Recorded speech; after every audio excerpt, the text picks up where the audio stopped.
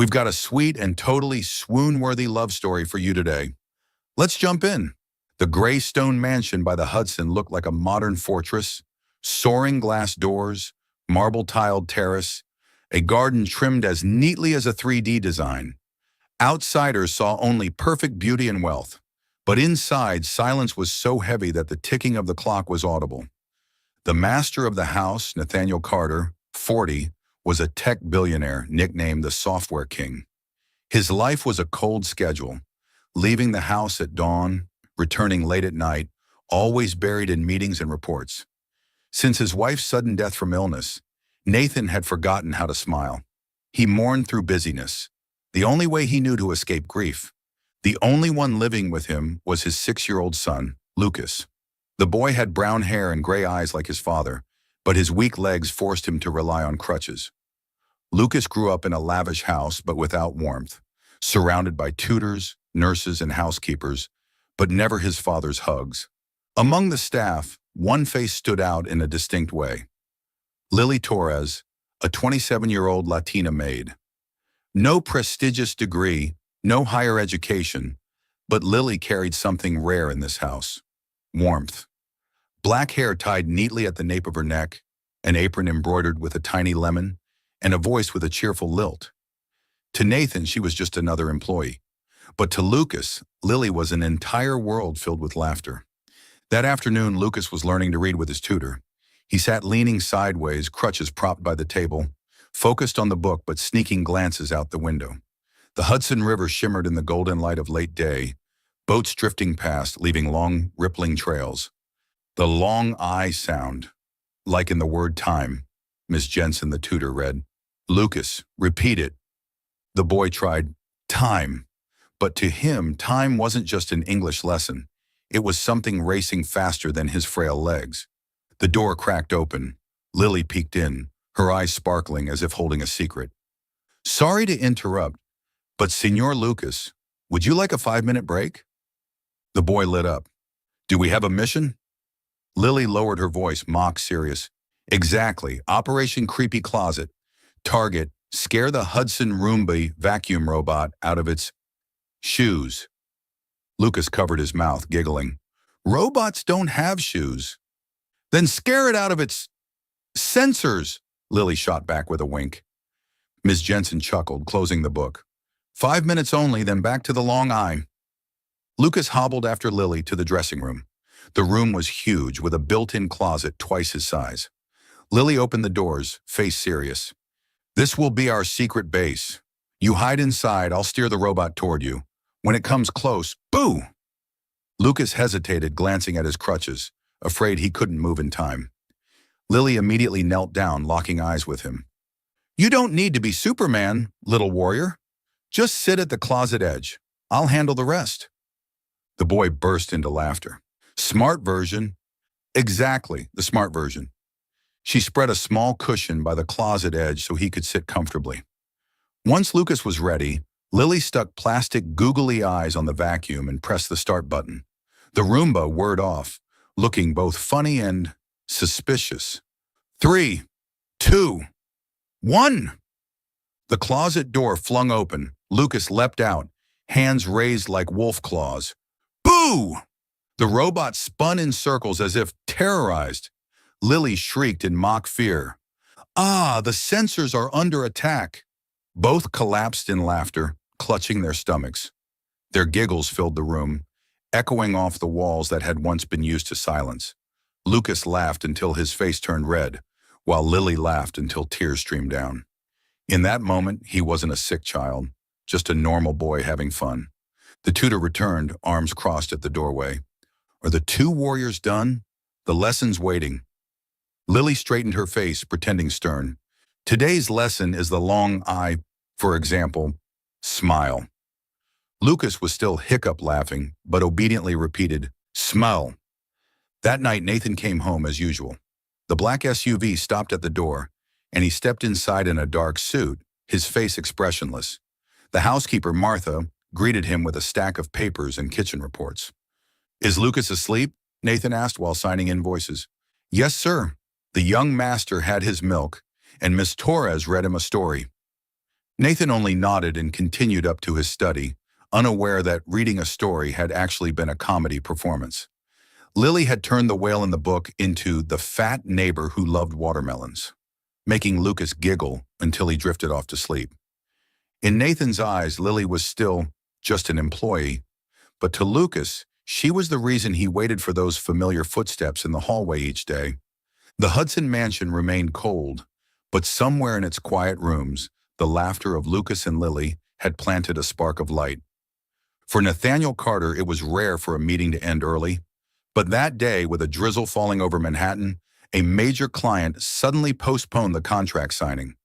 At 6 p.m., instead of staying in the office for a few more hours, Nathan quietly headed to his car. The driver glanced at him in the rearview mirror, surprised. "Home, sir?"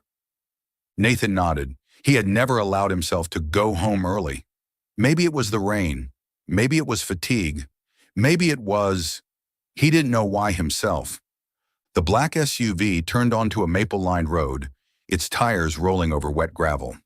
The Carter mansion glowed warmly with lights, looking more welcoming than usual. Nathan pushed open the door, the creak of wood echoing through the wide hall. He was about to call for the housekeeper when another sound reached his ears, the sound of a child's laughter. He froze. It had been so long, far too long, since that sound filled the house in the evening. Following the laughter, Nathan approached the living room, and there he stopped dead. On the large carpet in the center of the room, Lucas was balancing unsteadily on his purple crutches, face flushed with effort.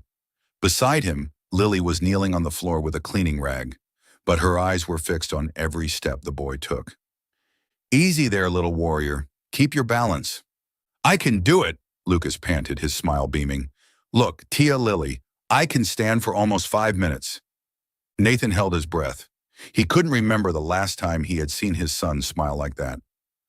Lily quickly lifted her head when she realized he was there. Her heart skipped. She dropped the rag and lowered her head nervously. "Mr. Carter, I didn't know you'd be home early. I was just..." But Lucas burst out, innocent and excited. "Dad, look at me! I can stand without falling." The boy wobbled, almost losing his balance, and Lily swiftly steadied him. Nathan stepped inside, his eyes locked on his son. How did you?" "Tia Lily trains me every day," Lucas declared proudly. "She says I'm a warrior, and if I keep trying, I'll run like the other kids." Lily flushed, quickly explaining. I only guide him through a few exercises during lunch breaks. I haven't neglected my duties, sir. Please don't misunderstand." Lucas immediately cut in, his little voice firm. "Dad, Tia Lily is the best in the world. When I'm in pain, she sits with me and tells funny stories. When I cry, she says I'm strong like a superhero." The room fell silent. Nathan looked at Lucas, then at Lily's hands, calloused from housework. A strange feeling stirred inside him, guilt, confusion, and gratitude. "Lucas, go upstairs and rest. I need to speak with Miss Torres alone." Lucas hesitated, worried. "You're not firing Tia Lily, are you?" Nathan frowned in surprise. "Why would you think that?" "Because Mom used to fire the maids whenever she wasn't happy." Lily smiled gently, patting the boy's head. "It's all right. Go rest now. We'll keep practicing tomorrow." Reluctantly, Lucas leaned on his crutches and made his way up the stairs. Just before disappearing, he turned back and shouted, "Miss Lily is my best friend." That innocent declaration echoed through the living room, leaving Nathan standing still. When only the two of them remained, Nathan slowly stepped closer. He looked down at the wet rag in Lily's hand, then at her clothes stained with water. Just an ordinary young woman. No degrees, no prestige. Yet she had done what he, Lucas's own father, had never managed. "How long?" Nathan asked in a low voice. "About 6 months, sir. I've been using my breaks to practice with him." 6 months, and I had no idea. "I don't expect anything more than seeing Lucas smile," Lily said softly, eyes lowered. "A child should be able to laugh every day." Her words pierced Nathan's chest like a needle. He suddenly realized he couldn't remember the last time Lucas had laughed with him. Nathan was silent for a long time before he spoke. "Tomorrow I want to watch you practice with him." Lily looked up, startled. Nathan turned away, his voice slow. "Thank you for doing what I..." Never did. In the warm golden light, Lily's eyes widened slightly, trembling. She had never heard Nathaniel Carter say the words "thank you," and from that moment, a small change had begun. The Carter Library was a room few dared to enter. Hundreds of leather-bound books lined the walls from floor to ceiling. A massive walnut desk stood in the center, and the portrait of the Carter patriarch hung high, making anyone feel watched. Tonight, the golden lamplight cast an atmosphere that was both majestic and cold. Lily stood at the threshold, hands clasped together, the hem of her apron still carrying the scent of soap. She had just finished cleaning up after dinner, not even time to change clothes, when the housekeeper Martha sent word, "Mr. Carter wants to see you in the library." She drew a deep breath. The air here was nothing like the warmth of the kitchen, where she and Lucas often turned pancakes into alien spaceships. Nathan sat behind the walnut desk, white shirt sleeves rolled up, tie undone, yet still severe. When Lily entered, he only lifted his head slightly, his voice low but sharp. "Miss Torres, have a seat." Lily perched on the edge of the chair, her back straight like a student waiting to be called on. "6 months," Nathan began. "For 6 months, you've been training my son without my knowledge." Lily fumbled. "I'm sorry, sir. I didn't want to overstep. But Lucas, he was so lonely. I couldn't just ignore it." Nathan braced an arm on the desk, studying her every reaction. His voice lowered. "Where did you learn those exercises? Not everyone knows rehabilitation techniques." Lily bit her lip, hesitated a moment, then exhaled. "My younger brother, Mateo, he's had muscular weakness in his legs since childhood. I grew up watching his therapy sessions. Many times when we couldn't afford specialists, I taught myself, observed, and copied. I even invented games so he wouldn't get bored." Nathan's gaze softened slightly. "Games?" Lily suddenly smiled, a smile that warmed the library by half a degree. "Mateo used to cry because he wanted to run like the other kids. So I took 2 old school chairs, fixed wheels on them, sat him in one and said, 'All right, today I'm the racer, you're the challenger.' That became our chair races. Anyone watching from outside must have thought it ridiculous, but Mateo laughed until he was breathless. He shouted loud enough for the whole block, 'I won!' Lily laughed at the memory, then shook her head. "Truth is, I'm not skilled at all. Just a sister who didn't want her brother to be sad."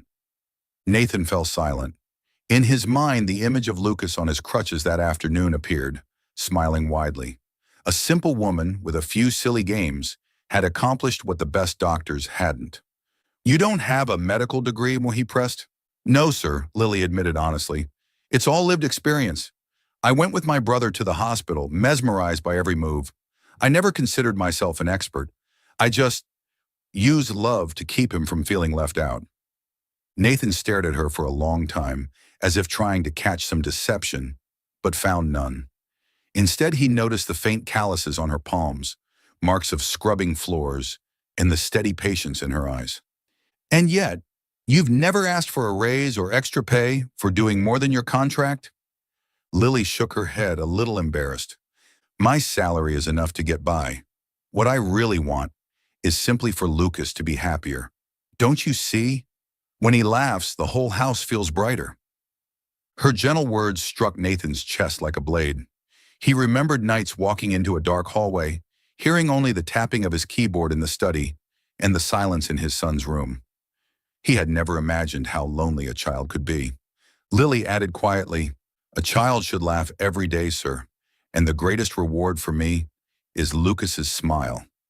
In the cold room, her words rang like soft music. Nathan instinctively turned his face away, as if to hide the emotion stirring within him. He, the man who signed billion-dollar contracts without flinching, now found himself choked by the simple words of a maid. The silence stretched on.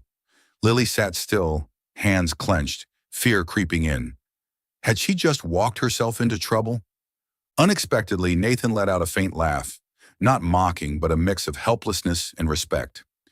"Do you realize I've paid mountains of money to specialists, and not one of them ever made my son laugh the way you have?"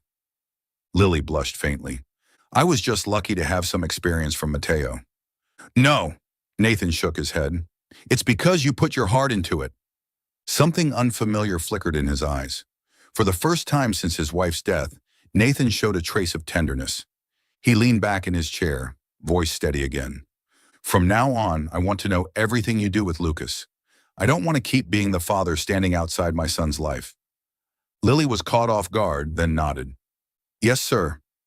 Nathan seemed about to say more but hesitated. He wasn't used to thanking people. In the end, he only said, just keep making him laugh. That's the only order. Lily broke into a bright smile. Understood, sir. But honestly, Lucas doesn't need orders to laugh. His heart is already so bright. He just needs someone to listen. Nathan looked at her, and for the first time, the oppressive library felt lighter. A strange thought echoed within him. Perhaps the real change in this house had begun with a child's laughter, and the heart of a young woman he had once dismissed as just an employee. That night after the conversation in the library, Nathan lingered in his study for a long time. He flipped through revenue reports again and again, but the numbers blurred before his eyes. His son's question from earlier echoed in his mind. Dad, can you be my friend like Lily? A simple question from a 6-year-old, yet it rocked Nathan's entire world. He had never considered that, in his son's eyes, he wasn't close enough to be called a friend. A father was important, yes, but a friend was the one who stayed by your side. That realization was like a small, silent blade slicing deep into his heart. The next morning, instead of leaving the house at 6 a.m. as usual, Nathan rose a little later. He stood in his dressing room staring at the neatly pressed black suit, then turned away, choosing a plain shirt and khakis instead. When the housekeeper Martha entered with his morning schedule, he shook his head. Cancel all my meetings this morning. Her eyes widened. Sir, the call with the London partners. Cancel. I'll take it this afternoon. For the first time in years, Nathan prioritized something other than work. When he walked down to the kitchen, the sight that greeted him caught him off guard. The once cold, silent room now buzzed with the clatter of spoons. Lucas sat in a high chair, brown hair tousled, while Lily whisked pancake batter. The air smelled of butter and milk. Lucas looked up, wide-eyed. Dad, why aren't you at work yet? Nathan hesitated, then said slowly, Today, I want to have breakfast with you. Lucas's eyes lit up like fireworks. Lily was surprised too, but quickly smiled. Well, looks like the young master has a special privilege today. Nathan glanced around the kitchen, awkward as a guest in unfamiliar territory. Finally, he blurted, I'll make pancakes for you. For a moment, both Lucas and Lily stared silently, then burst out laughing. Lucas cheered. Dad, you know how? Nathan cleared his throat. Of course, it's just been a while since I tried. The result was a disaster. He poured too much batter, cracked eggs out of the bowl, and got flour all over his shirt.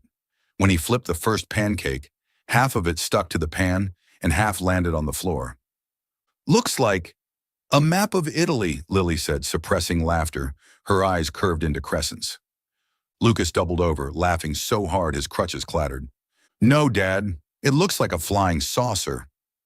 Nathan frowned at the creation, then broke into genuine laughter himself. Not the polite smile for clients, but real laughter. He tried again. The second pancake was lopsided but edible.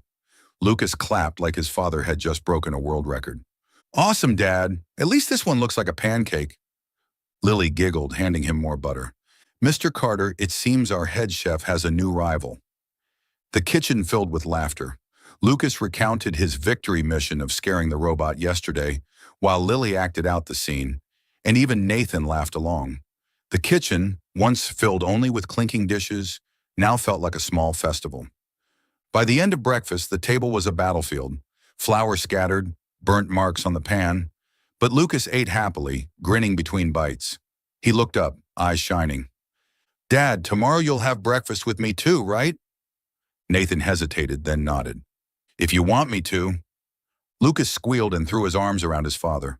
For the first time, Nathan felt that small embrace as something no longer unfamiliar. Lily stood nearby, watching the two of them, lips curling into a quiet smile. She knew then the miracle had begun. That day, Nathan didn't sign a single contract before noon, but he had signed something far greater, an invisible agreement to be his son's friend. And that was the most important contract of his life. That morning, for the first time, Nathan didn't leave right after breakfast. Instead of stepping into his sleek black SUV, he lingered in the dining room, finishing his coffee while listening to Lucas's laughter drifting in from the backyard. Curious, he decided to step outside, into the garden he had passed countless times but never truly entered. The Carter garden stretched out beside the Hudson, as wide as a private park. The grass was still jeweled with dew, and the climbing roses around the wooden trellis released a soft, sweet fragrance. At the center stood Lucas, his crutches set aside, face tight with determination. Lily crouched in front of him, encouraging him like a coach. "All right, little warrior. Deep breath, relax your shoulders. Balance. 3, 2, 1. Lucas trembled. His small legs quivered like leaves in the wind, but he held on, arms spread as if he might take flight. 10 seconds, 15, then 25. Sweat dotted his forehead, but his smile never faded. Nathan stood frozen on the terrace, his chest tightening. 30 seconds, Lily cried out, her voice breaking with joy. Lucas shouted, his voice trembling with excitement. "Dad, did you see? I did it!" He turned and his eyes met his father's. Nathan had moved closer, his usually stern face unsteady. His eyes were red, his throat constricted. He couldn't remember the last time he had come this close to tears for his son. Nathan bent down, catching Lucas as he wobbled. "You did amazing, Lucas. I'm truly proud of you." Lucas beamed, wrapping his small arms around his father's neck. Lily stood beside them, hands clenched from emotion, but she still forced a joke. "Looks like we really are a team now. Superhero is Dad, I'm the coach, and Lucas is the warrior." Lucas shouted with delight, "Dream team!" Immediately inspired, he dashed inside, grabbed paper and colored markers, and began drawing furiously. Before Nathan or Lily could even sit down, he had already taped a poster to the refrigerator door. A giant in a cape, Dad, someone with a coach's whistle, Lily, and a small boy wielding a wooden sword, himself. Beneath it, Lucas scrawled the slogan in uneven letters, "Nobody gives up." Nathan stared at the childish handwriting and burst out laughing. Not a forced smile, not a practiced one for business partners, but real laughter, the kind he hadn't known in years. "Dream team, huh?" he repeated. Lucas nodded firmly. "Yes, and the first rule is, nobody gives up. Not even you, Dad." Nathan pulled his son close, eyes gleaming. In that moment, he realized no project, no contract could ever be more important than being part of this little dream team. The kitchen, once a cold place meant only for service, now rang with laughter. The crookedly taped Dream Team poster still hung on the refrigerator, crayon colors not yet dry, but it had already transformed the Hudson mansion into something else entirely, a real home. 1 week later, the afternoon sun slanted across the Carter garden, lighting up clusters of newly bloomed roses. Lucas had just finished his session, drenched in sweat but with eyes shining like little lanterns. Proudly, he kept repeating his new achievement, standing for almost a full minute without his crutches. Lily ruffled his messy hair, praising him with a mix of tenderness and teasing. "At this rate, you'll be racing the Hudson Roomba before long." Lucas burst out laughing, clutching his crutches like trophies. From a distance, Nathan watched in silence, pride and emotion swelling in his chest like a rising tide. When Lucas was taken inside for his afternoon rest, Nathan signaled for Lily to stay behind. She looked surprised but followed him into the library. In the quiet room, Nathan took a seat and gestured for Lily to sit across from him. He was silent for a long while, as if searching for the right words. Finally, his voice came low but steady, filled with resolve. "Miss Torres, I want to thank you, not only for Lucas's laughter, but for the patience you've given him. You've done what I could not." Lily flushed, bowing her head. "Please don't say that. I only did what felt right. Lucas is a wonderful boy." Nathan drew a deep breath and continued. "That's why I want to formally ask you to become Lucas's therapy companion. No longer just housekeeping. Your duty would be to stay by his side, to walk with him through every step forward." Lily's eyes widened, stunned. You mean that? But I I don't have a degree. I'm not a specialist. Nathan leaned forward, gaze unwavering. I don't need a degree to see Lucas improving every single day. I've hired countless experts, spent enormous sums, and none of them made him believe in himself the way you have. But, Lily faltered, twisting her hands together, I only know what I practiced with my brother. I'm afraid I don't have enough knowledge. Nathan cut her off, his tone firm. I'll sponsor everything. Your tuition, therapy courses, books, even an official certification. All you need to do is keep standing by Lucas. Keep making him laugh. Keep believing in him the way you already do. Lily froze. Her heart pounded. In that instant, years of hardship rushed back.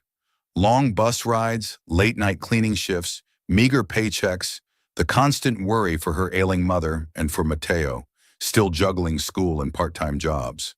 She had never imagined anyone would give her the chance to change her life. Her eyes blurred with tears. She whispered, her voice trembling. You don't know how much this means.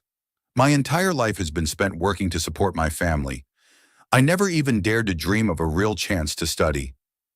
Nathan looked at her, and for once, there was no trace of the cold employer, only a father deeply grateful. Then accept it, not just for you, but for Lucas. He needs you. Lily lifted a hand to wipe her tears, then nodded slowly. Yes, I won't let you down. Just then the door burst open. Lucas came bounding in, hair tousled, crutches clattering behind him. Miss Lily, Dad said you're staying forever, right? Lily turned, not yet able to answer, when Nathan gave a quiet nod. Lucas squealed, his eyes sparkling, as if he had just witnessed a miracle. Awesome! My coach is staying forever. He lunged forward, hugging Lily so hard his crutches clattered to the floor. Lily wrapped her arms around him, tears spilling again, this time tears of joy. Nathan stood watching, the corner of his mouth finally lifting into a smile. In that moment, he knew he had made the best decision of his life. Outside the window, the late afternoon sun poured in, shining across the Dream Team poster taped to the fridge. 3 crooked crayon figures, with the scribbled motto beneath, "Nobody gives up." And now, with this new promise, the Dream Team was complete. You're watching Soul Stories exclusive to our channel. If you're still with us, drop a comment. We read and cherish them all. Subscribe to support more heartfelt, original stories. Thanks for being part of the Soul Stories family. That evening, the Waldorf Astoria blazed with lights. New York's elite gathered for the annual charity gala, where gowns glittered and wine shimmered like starlight. Nathaniel Carter was the guest of honor, usually arriving alone. But this time, when the sleek black SUV stopped at the red carpet, he stepped out with Lucas and Lily. Lucas wore a tiny suit. His bow tie was a little crooked, but his face glowed. Beside him, Lily wore a pale blue dress, simple, not designer, just a rental from a modest shop. Yet the gentle smile on her face drew every eye more than any jewel. The moment they entered the hall, whispers rippled like small waves. Good heavens, who did Carter bring? Don't tell me. The maid from his mansion? How bizarre. A man like him, with models chasing after him, and he brings this ordinary girl? Lily heard every word. Though she tried to keep smiling, her heart clenched. She gripped Lucas's hand tightly, instinctively wanting to shrink back. But Lucas lifted his head, his eyes shining. Don't be sad, Tia Lily. They just don't know the truth. Nathan's gaze swept the room, cold as steel, silencing more than a few tongues. Still, some eyes lingered, sharp with judgment. He felt Lily's hand trembling and was about to speak to reassure her when the gala's MC suddenly called him on stage. Before hundreds of guests, Nathan walked to the podium, Lucas scurrying beside him, while Lily stayed back. The MC handed him the microphone, voice bright. Ladies and gentlemen, please welcome Mr. Nathaniel Carter. Applause rang out, then hushed again into whispers. Just as Nathan was about to speak, Lucas unexpectedly grabbed the microphone. Mister, can I talk first? The whole hall laughed. The MC looked flustered, Nathan slightly stunned, but he nodded, letting his son do as he wished. Lucas cleared his throat, holding the microphone close, his small voice echoing across the grand ballroom. Everyone says my dad brought the maid here tonight. But that's not true. This is my best friend.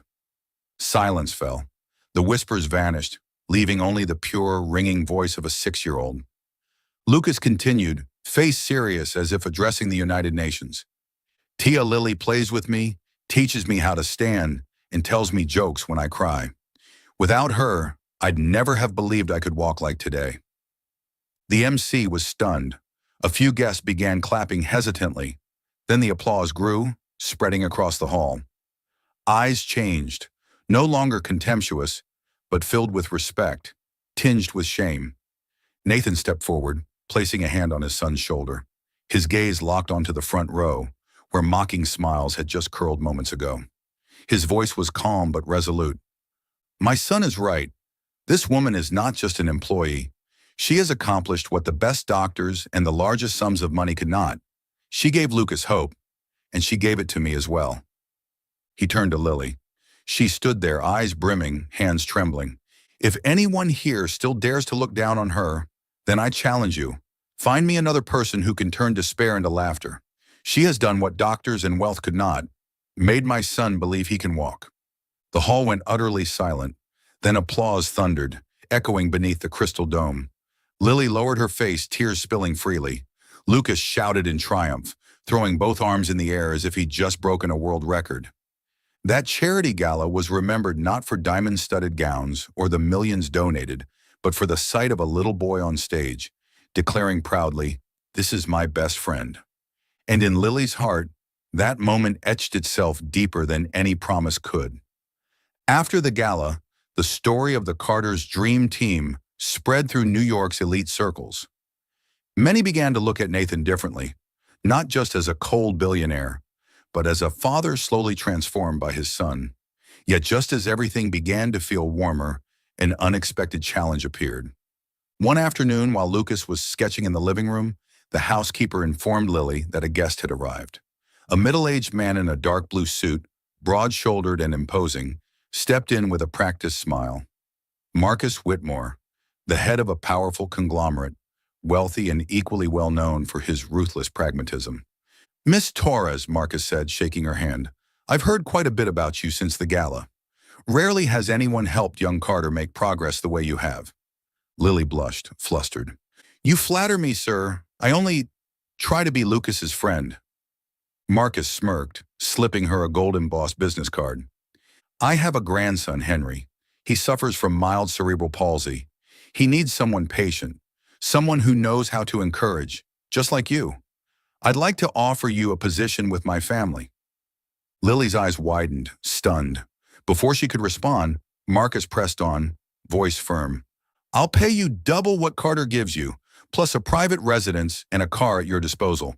Your family will never have to worry about money again. Lily's heart jolted. For years, her mother had worked late-night shifts in an office, and her brother Mateo juggled school with odd jobs. With this offer, she could lift them out of hardship. I need some time to think, she murmured. Marcus nodded, smiling with confidence. I trust you'll make the right choice. That evening, Lily sat alone in the kitchen, her eyes heavy. She thought of her aging mother, of Mateo, of the money that could change all their lives. But in her mind rang Lucas's voice, his eyes shining when he'd shouted, My coach is staying forever! A small sound of sniffling broke her thoughts. Lucas stood at the doorway, his crutches trembling. I heard everything, he whispered, eyes red. You're going to leave me, aren't you? Lily rushed over, pulling him into her arms. No, little warrior. But Lucas sobbed harder. They're offering you so much money. Who wouldn't choose money? I don't want to lose you. Lily's heart cracked open. She held him tighter, tears spilling from her eyes too. Nathan appeared then, having heard it all. His expression was serious, but not harsh. He didn't want her to leave. Not only did Lucas need her, he needed her too. She had become the light in his once shadowed life, yet he couldn't be selfish. Lily, his deep voice broke the silence. I don't want you to go, but I respect your choice. Your family needs you, and I understand that. Lily turned to him. For the first time, his face showed unguarded sincerity. Not the commanding employer, but a man truly concerned. Lucas gripped her hand tightly, whispering, "Then the dream team will lose a member." Lily drew a deep breath, wiping her tears. She looked at Lucas, then lifted her gaze to Nathan. In that moment, the confusion melted away, leaving only one certainty in her heart. "I choose Lucas," she said firmly, "because we're the dream team." Lucas shouted with joy, throwing his arms around her, his eyes glowing like 1,000 stars. Nathan exhaled softly, a faint smile tugging at the corners of his lips. That night, with the scent of warm milk still lingering in the kitchen, Lucas added a new line to the Dream Team poster on the fridge. "Nobody gets left behind."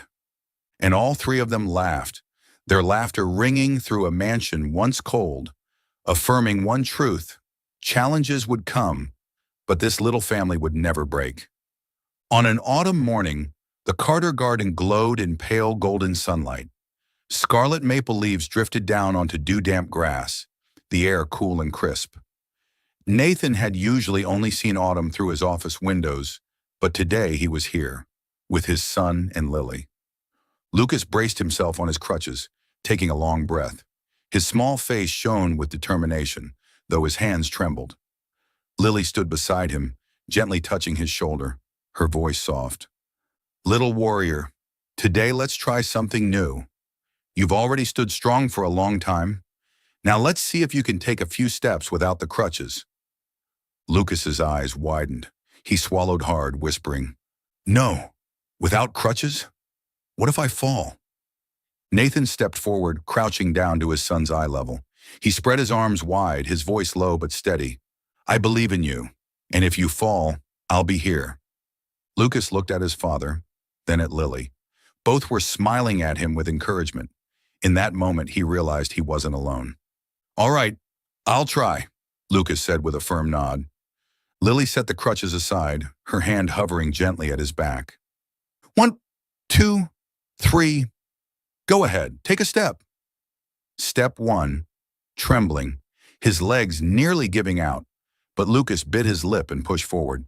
Step 2, his whole body swayed, fear flashing in his eyes. "You can do it," Lily whispered. Step 3, Lucas lunged forward and collapsed straight into Nathan's arms. The garden went still for a heartbeat. Then a high, jubilant cry split the air. "I walked! I did it!" Lucas clung to his father's neck, grinning through tears shining on his cheeks. Nathan held him tight, his own throat thick, vision blurred. "Yes, you did it, Lucas. I've never been prouder of you." Beside them, Lily wept with joy, even as her smile spread. She wrapped her arms around them both, forming a small, warm circle in the sunlit garden. In that moment, laughter and tears mingled. The rustling leaves above seemed to applaud. The Dream Team poster in the kitchen was still taped to the fridge, but today the team had witnessed a real miracle. Nathan looked up, clutching his son, his gaze meeting Lily's. Suddenly he understood. No skyscraper, no billion-dollar deal could ever compare to this. The moment of watching his child walk on his own 2 feet. This was his greatest achievement. The three of them embraced, laughing, even as tears streamed down their faces. And under the golden autumn light, that little family knew they had stepped into a new chapter, one of hope, love, and the first steps toward a radiant future. After the miracle in the garden, the mansion by the Hudson felt reborn. Every morning, Lucas woke earlier, demanding 2 extra minutes of statue standing, then thickened the slogan, "Nobody gives up," on the poster taped to the fridge. Nathan brewed his coffee more slowly now, no longer pacing with his phone, eyes on emails. He leaned against the counter, watching Lily tie back her hair, sprinkle cinnamon over pancakes, and tease Lucas with stories about the whale neighbor who loves watermelon. Their laughter mingled like a soft soundtrack, seeping into corners that had once been steeped in silence. Nathan realized that every time Lily walked through a room, the house seemed to grow brighter. She drew back curtains to let in sunlight. She tucked sprigs of rosemary into recycled jars. She pasted tiny paper stars along the edge of Lucas's mirror. For luck. Small gestures, yet powerful enough to chip away at the wall of silence he had built around his life. One afternoon, Lily taught Lucas how to water the herb garden. The boy tipped the can too far, splashing water across Nathan's shoes. Lily rushed to apologize while Lucas giggled. "Dad, my basil likes baths just like me." Nathan looked into his son's gray eyes, now so radiant, and then into Lily's warm brown gaze. For a fleeting moment, he felt at peace, a feeling he hadn't known in years. That night, Nathan opened an old frame, the last summer photograph with his wife. The ache was still there, sharp as ever. He whispered, "I haven't forgotten you." Then he closed the frame and understood. A heart is not a vault with space for only one treasure. A heart, if tended, can hold on to the past while opening up to the present. Since Lily had walked in, his present had found color again. This realization wasn't loud. It grew quietly, meal by meal, laugh by laugh. Every time he saw Lily kneel to tie Lucas's shoes, every time he heard her say, "Well done, little warrior," with pride. Until one night, beneath a high, silver moon, Nathan knew he could no longer remain silent. The garden that evening smelled of wet grass and the scent of climbing roses. Warm golden lights lined the path like fireflies, while crickets kept time for the night's orchestra. Lucas, exhausted from the day's training, had gone to bed early, hugging his crutches as if they were friends. Nathan texted Lily to come outside for mint tea. When she appeared in a simple dress, hair tied neatly, he felt an unfamiliar nervousness, like a young man discovering his first stirrings of love. "This tea, did it get the head chef's approval, Mr. Carter?" Lily teased softly. She too sensed something different in the way he looked at her. "The chef's off duty. Tonight it's just me." Nathan handed her a porcelain cup. "Mint grown by Lucas. I only boiled the water." Her fingers brushed his as she took it. Warmth lingered. They sat on the wooden bench, facing the lawn where Lucas had taken his 3 miraculous steps. The moon poured silver across the roses, blanketing the garden in a velvet hush. Nathan spoke at last, carefully as though words might shatter the air. "I once thought I would spend the rest of my life in silence. Silence in work, in this house, even in my own heart. Then you came, and everything changed." Lily lowered her gaze. "Mr. Carter—" "Call me Nathan," he interrupted, gentle, more an invitation than a command. "From the moment you stepped into Lucas's life, you pulled me out of the shadows too. I won't dress it up. I'll say it plain. You brought the light back to both of us." A breeze stirred. A rose petal landed on the bench. Lily stared at it, then lifted her eyes. In her gaze, the moon itself seemed to soften into a tear of light. "Nathan, but who am I? I'm just an ordinary girl. You're a billionaire. I'm your employee. People will talk. They'll judge. They'll hurt you. And Lucas. I'm afraid." Nathan didn't look away. He accepted her fear, neither denying nor dismissing it. "I know. I've heard them already at the gala, in the office hallways, even over lunch. But Lily, I don't care what the world thinks. This family is everything. And I choose family, not opinion." She stayed quiet. Inside her, memories of hardship pressed together. Cheap bus tickets, night cleaning shifts, Mateo's tuition worries, meals stretched from a few crumpled bills. But alongside them stood the afternoon Lucas had fallen into his father's arms. His radiant laughter, the crooked but proud Dream Team poster. 2 worlds tugging at her heart. Nathan's voice deepened, opening the most guarded chamber of his soul. "I don't want anyone to replace the memory of my wife. That would be impossible and unfair. But I've learned something. Love isn't a cup that spills once it's full. Love is a river. It finds new channels, embraces new branches, and keeps flowing. I would like to invite you to stand beside me at the riverbank. We can go slow. No grand promises tonight. Just let me hold your hand, and together we'll care for Lucas, not as we were before, but as a family." Lily pressed her lips together. The moon slid behind the trees, crickets pulsing like a heartbeat. She turned her cup, thumb brushing the cool glaze. Then she exhaled, whisper soft. "I never thought I could belong in a story like this. Whenever someone mentioned differences, I shrank into a corner. But here, with you and Lucas, I don't feel small anymore." Nathan leaned forward, hand open in the dark. A simple invitation, no pressure. Lily looked at that hand, the same one that had signed billion-dollar contracts, the same one once cold before every storm. Now it was just a hand wanting to be held. She placed hers in it, warm, perfectly fitting. Then, I'll agree to go slow, she said with a smile, on one condition. Condition? The Dream Team rules still apply. Nobody gives up. And I'm adding rule 2. Nobody forgets to laugh. If you break it, I'll make you flip pancakes 10 times. Nathan chuckled, his laughter scattering into the night like drops of tea meeting wind. Signed and sealed.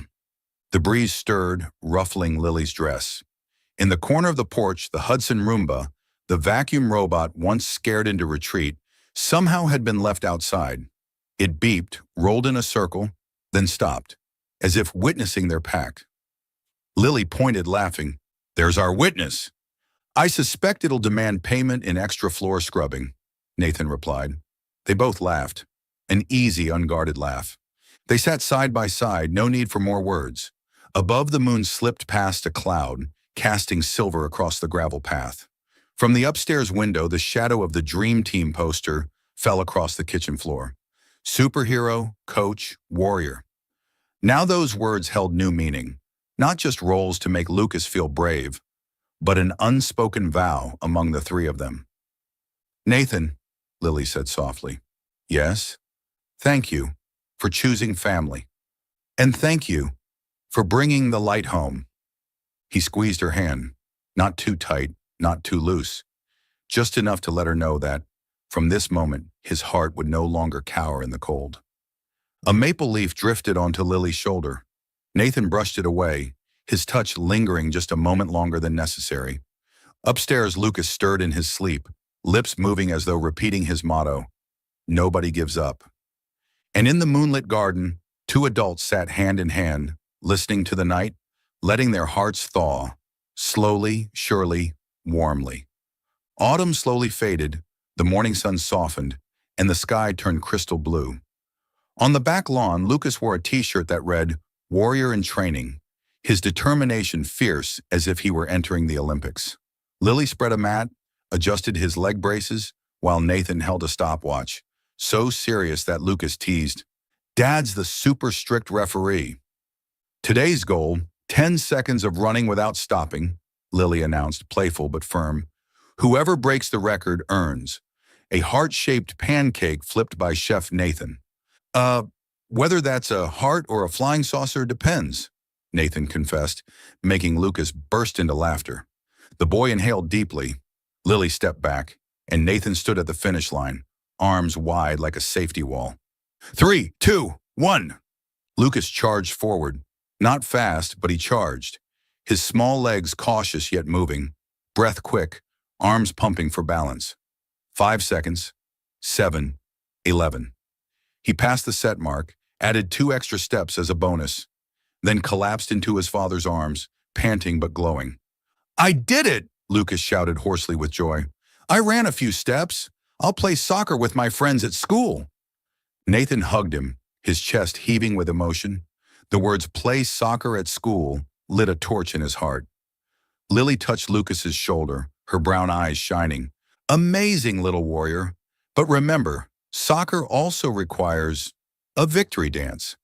She demonstrated a silly flagpole dance. Lucas copied, flapping like a penguin, until Nathan laughed so hard his eyes watered. On the grass, their laughter rang like tiny bells.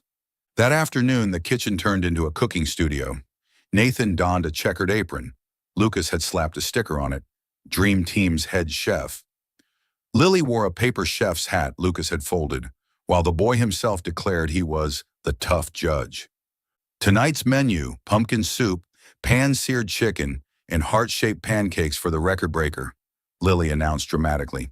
Me! I broke the record! Lucas waved his hand, hopping 3 times before clinging to a chair, grinning proudly. Everything went smoothly, until Hudson Roomba, the vacuum robot, rolled into the kitchen after someone pressed the wrong button. It beeped, trying to clean spilled flour, dragging a long white snake across the floor. Lily burst out laughing. Our housekeeping staff is very proactive today. Nathan bent to pick up an egg, accidentally bumped the mixing bowl. Whoosh! Flour exploded like snow. Lucas yelled, "Flour storm! Flour storm!" and put a pot lid on his head as a helmet. Lily barked orders like a coach. "Referee Nathan, remove Roomba from the field. Judge Lucas, extra points for helmet creativity." After 3 tries, the heart pancake finally looked vaguely heart-shaped. Lucas clutched his chest like receiving a medal. "I declare this the best pancake in the solar system." "And the galaxy?" Nathan asked. "Not surveyed yet," Lucas replied deadpan, sending Lily into fits of laughter. After dinner, they washed dishes together, Nathan washing, Lily rinsing, Lucas drying.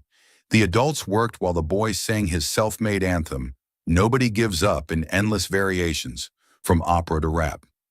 When they finished, Lily stamped a star on the back of Lucas's hand. He stared at it, then declared solemnly, "Dream Team is now version 2.0. He dashed off with crayons, scribbled for 8 minutes, and proudly taped a new poster on the fridge. Dream Team 2.0, Dad plus Lily plus me.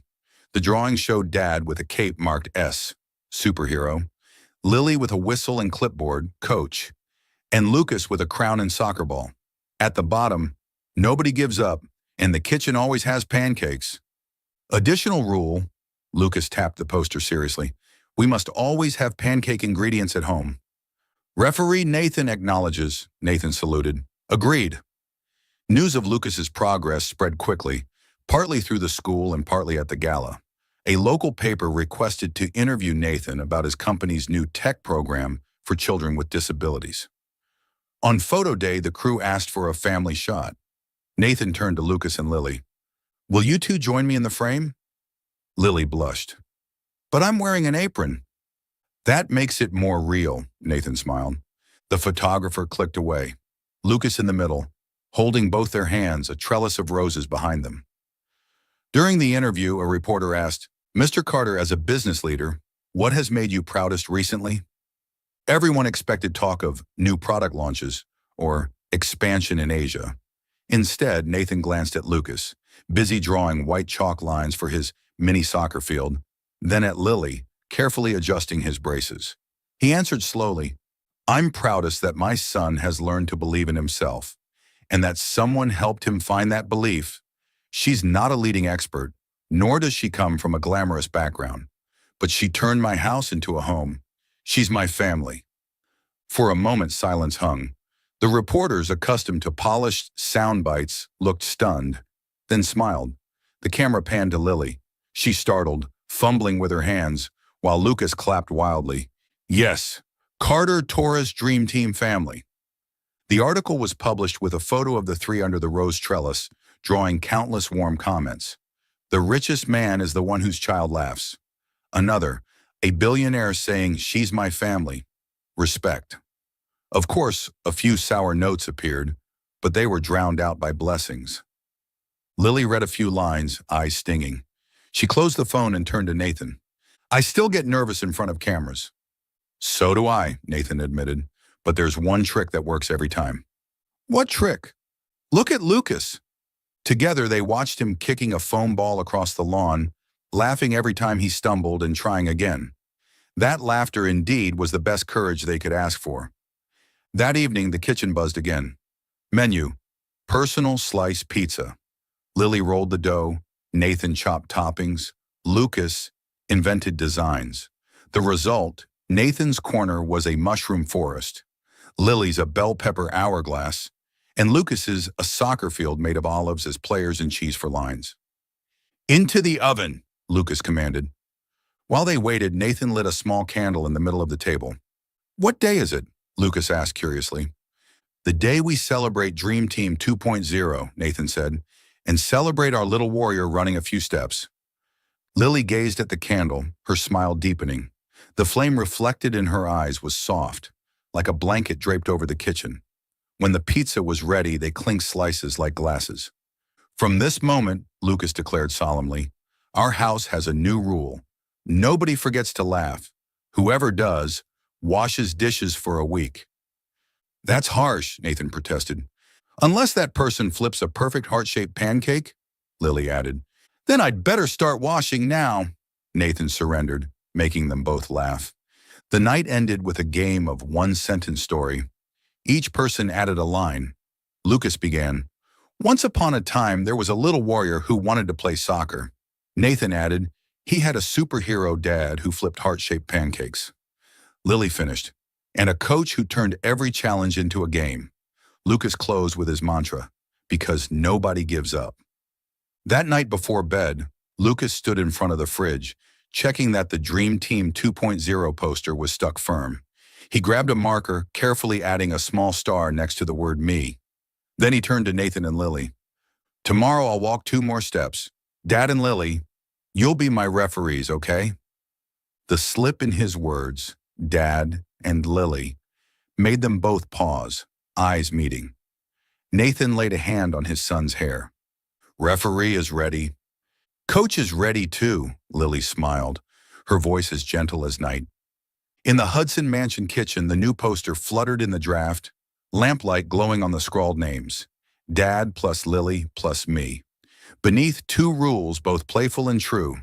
Nobody gives up, and the kitchen always has pancakes. And amidst their ringing laughter, an ordinary day turned unforgettable because they were there together, trying together, and laughing together. Nathan prepared everything quietly, with meticulous care down to the smallest detail. The back garden, the place where Lucas had taken his first 3 steps, was strung with warm golden lights along the rose trellis. On the gravel path, he scattered paper stars that Lucas and Lily had folded, each star marking a milestone. The first 10 seconds of standing, the first single step, the birth of the Dream Team 2.0 poster.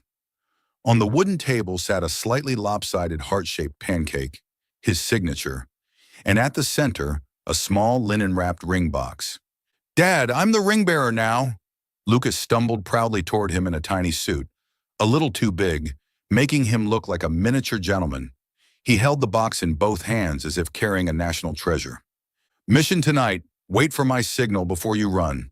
Nathan crouched down and instructed, "Don't go too fast or—" I know.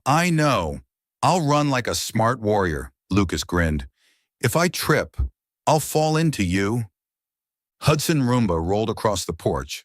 Someone, most likely Lucas, having tied a little ribbon to it. Nathan chuckled. Of course, their house couldn't have a ceremony without a beeping witness. When Lily opened the door, she froze. The roses, the golden lights, the paper stars, the tidy wooden table, and Lucas in his suit, smiling brilliantly. Lily pressed a hand to her chest, gasping softly. "It's beautiful." "Special mint tea from the unqualified chef," Nathan teased, handing her a cup. "And something I've long wanted to say." The Hudson breeze stirred, lights swaying into glimmers. Nathan set the cup aside and turned to face her. Behind him, Lucas moved into starting position, clutching the ring box, nodding like a relay runner. "Lily," Nathan began, voice slow, steady, though his eyes shone with emotion. "I once thought I'd spend the rest of my life with a silent heart. Then you came, teaching Lucas to laugh, teaching me patience, turning this house into a home. You didn't just save my son, you saved me. Will you marry me?" Lily froze, lips trembling, eyes welling. She covered her mouth. 1 second, 2. Lucas, thinking she hadn't heard, launched his medium-speed relay mode, stumbling proudly down the gravel path with the box lifted like a torch. "Miss Lily, here! The ring!" He panted, eyes glowing. "The Dream Team needs a queen." Through tears, Lily burst into laughter.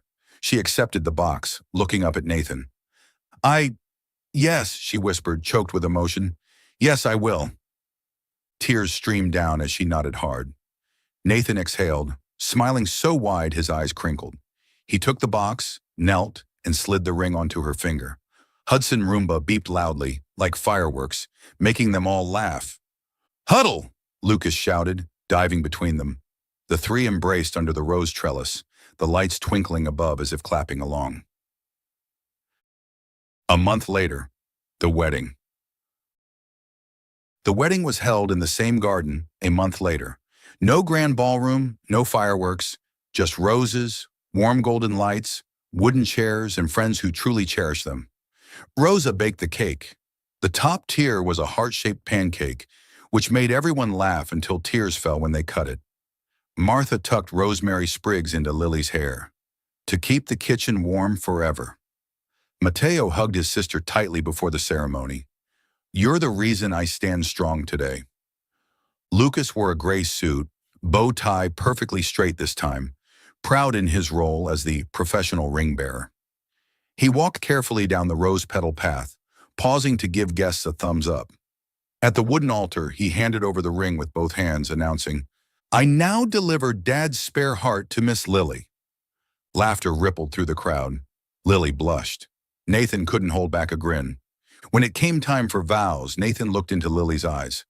"I promise to keep trying every Sunday to flip heart-shaped pancakes. When you're tired, I'll be your shoulder. When Lucas stumbles, I'll be his arms. When we disagree, I'll be the first to apologize. And I promise to choose family every day." Lily's reply was trembling, but strong. "I promise no one in this home will ever give up. I promise to remind you to laugh when you forget, and remind Lucas to rest when he pushes too hard. I can't replace anyone from the past, but I will help you build a home here and now, with patience and love."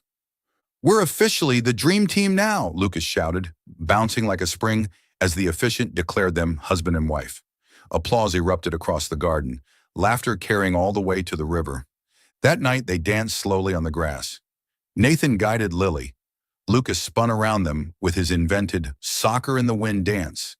Hudson Roomba rolled by, scattering leftover petals courtesy of Lucas's upgrade. The music ended in a chorus of clapping and a few offbeat howls from their closest friends. Years later, time passed. Not too fast, not too slow, just enough for promises to take root. Lily worked as Lucas's therapy companion while studying tirelessly. Each night after Lucas slept, Nathan made her hot cocoa and quizzed her with anatomy flashcards, sometimes mispronouncing terms just to make her laugh. Mateo sent her his quirky memory tricks. Plantar flexion equals press the gas, dorsiflexion equals release the gas. And Lily plastered them on her walls. On the day Lily graduated from her program, Lucas brought the "Nobody Gives Up" poster to the ceremony, climbed onto a chair and shouted, "Coach Lily, you can do it." The audience erupted in laughter. An elderly professor, moved, said, "If every patient had an ambassador like him, we'd heal much faster." Years later, with initial support from the Carter Technologies Foundation, Lily opened the Heart Therapy Center near the Hudson River. Its sign was simple: white background, blue letters, "Nobody gives up." The philosophy: therapy through play and joy, wheelchair races, dough kneading with your strong hand, foam ball soccer, smile roll call.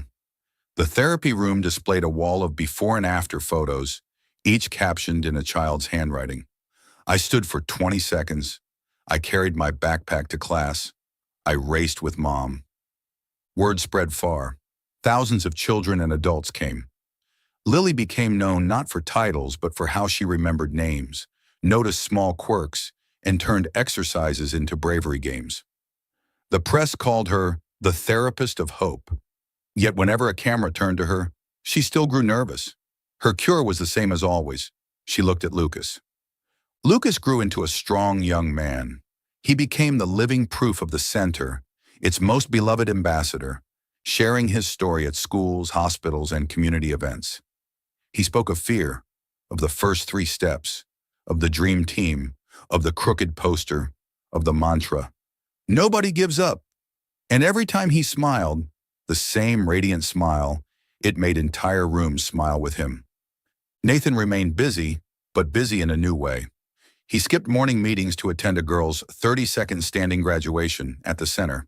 In the evenings, he still competed with Lucas over pancake flipping, losing more often than winning, but clinging to his head chef honor through perfect thickness. And whenever asked about his life's greatest achievement, he answered the same as in that long-ago interview. "My son believed in himself, and the woman who turned my house into a home, She's my family. On the third anniversary of the center, the Carter Garden lit up once again. Friends, colleagues, and families of patients gathered. A boy who once used a wheelchair ran freely. Another child who had cried from fear now danced the same flagpole dance Lucas once did. Rosa brought out a multi-tiered cake, topped, of course, with a lopsided heart pancake. Hudson Roomba, upgraded with a new battery, beeped and circled with rainbow ribbons trailing, the unofficial mascot of every celebration. Lily stood in the garden, her hand in Nathan's. Lucas, now nearly his father's height, took the microphone. Ladies and gentlemen, I once dreamed of playing soccer at school. Now I can, and while I'm not a champion, I am the champion of celebrations. I want to say two things. First, thank you to Coach Lily for teaching me to laugh before teaching me to walk. Second, thank you to Dad for choosing family. And third, that's already three, Nathan interrupted, making everyone laugh. Fine, three. Now we're the true dream team.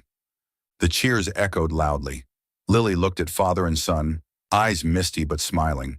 She whispered to Nathan, one more rule. Nobody forgets to hug every day. Signed, Nathan replied, squeezing her hand. The garden by the Hudson rang with laughter once more. Lights twined around the roses, the river breeze brushed past, and paper stars trembled. In the kitchen, the old poster still hung.